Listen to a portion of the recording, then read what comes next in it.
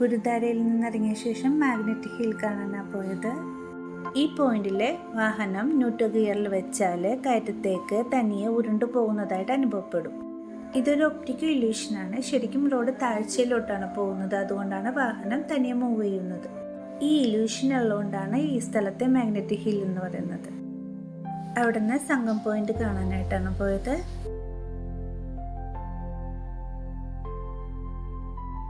ഇത് ഇൻഡസ് നദിയും സംസ്കാർ നദിയും തമ്മിൽ കൂടിച്ചേരുന്ന ഒരു ഭാഗമാണ്. ഈ ഇൻഡസ് റിവറിനെ സിന്ധു നദി എന്നും പറയും. 2 കളറിലുള്ള നദികൾ ഒരുമിച്ച് ചേരുന്ന ഒരു വ്യൂ പോയിന്റ് ആണിത്. ലഡാക്കിലെ സീസൺ മാറുന്നതിനനുസരിച്ച് ഈ നദികളുടെ കളറും ചേഞ്ച് വന്നുകൊണ്ടിരിക്കും. ലേയിൽ നിന്ന് കാർഗിലോട്ട് പോണ വഴി തന്നെയാണ് ഈ മാഗ്നറ്റിക് ഹില്ലും സംഗം പോയിന്റും ഉള്ളത്.